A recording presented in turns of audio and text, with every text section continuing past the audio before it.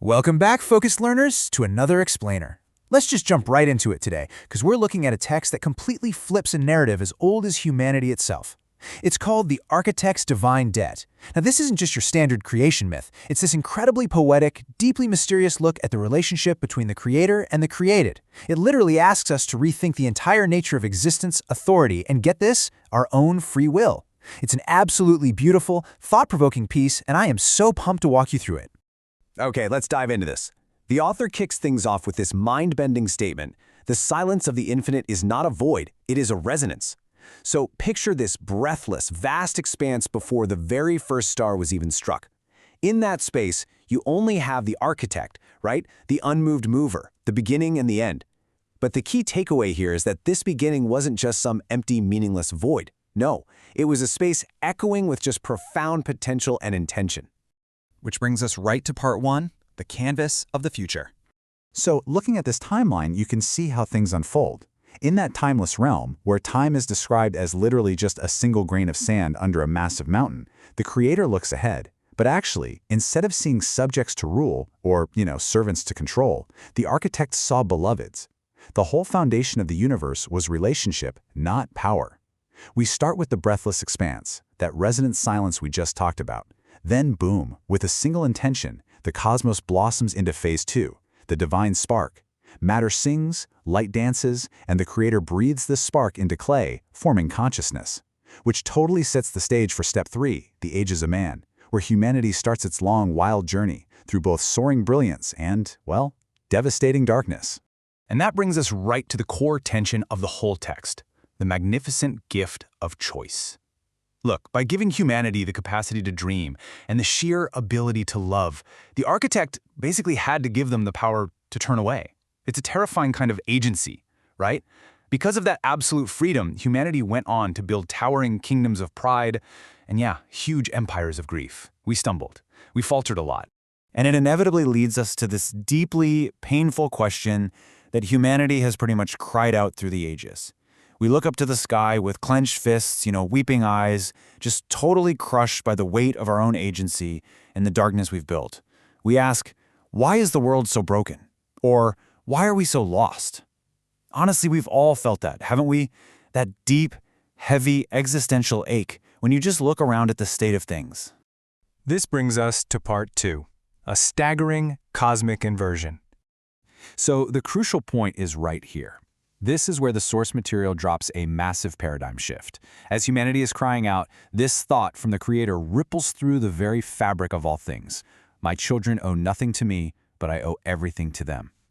Just let that sink in for a second. It completely flips the script on power and hierarchy. It defies literally every bit of human logic we have about who owes what to whom. To really grasp the weight of this, just look at the comparison here. In traditional creation myths, what happens? The maker demands worship, obedience, sacrifice from the created. It's totally transactional, very top-down. But the architect's inversion flips the whole shebang. By handing over that terrifying gift of choice, the creator committed to this ultimate cosmic vulnerability. Yes, they became the provider of all, but they are willingly bound by the very agency they bestowed upon the beloved. Moving on to part three, the three divine debts. Now, the author breaks this down into three distinct concepts.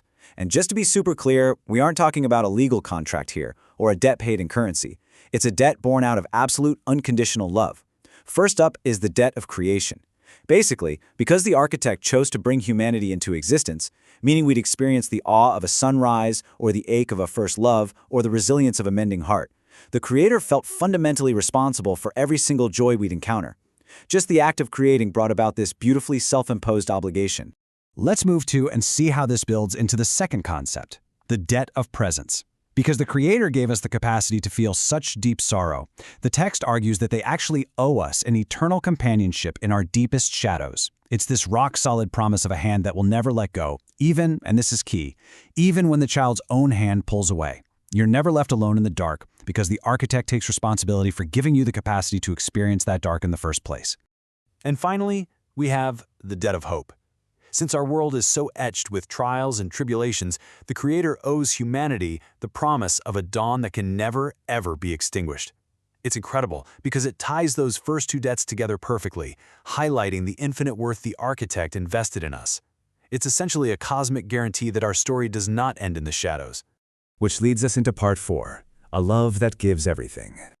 This is where we hit the emotional resolution of the text.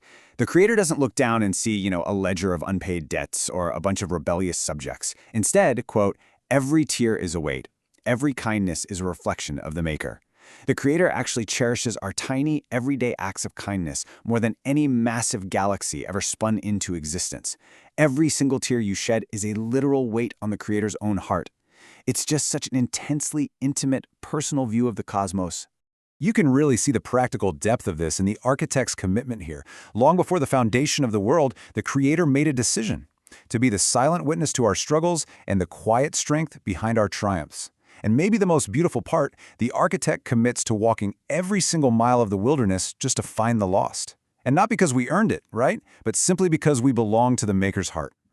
Now, what's really interesting about this slide is how it anchors the central metaphor for the whole piece. Quote, not as a king upon a throne demanding tribute, but as a parent waiting at the end of a long, winding road. Think about that. It's a love that asks for absolutely nothing in return, precisely because it has already given everything it has. It completely redefines the whole concept of divine authority into one of just relentless parental sacrifice. So, that leaves us with this final, really profound question to chew on today. How does viewing the architect not as a demanding king, but as an infinitely indebted, loving parent shift your understanding of your own free will and existence? Like, does it change how you view your daily struggles, your choices, or even your own inherent, unshakable worth? Take a mental snapshot of this slide, sit with it today, and just let that perspective sink in. Thank you so much for joining me on this Explainer Focused Learners. Keep asking those big questions, and I'll catch you next time.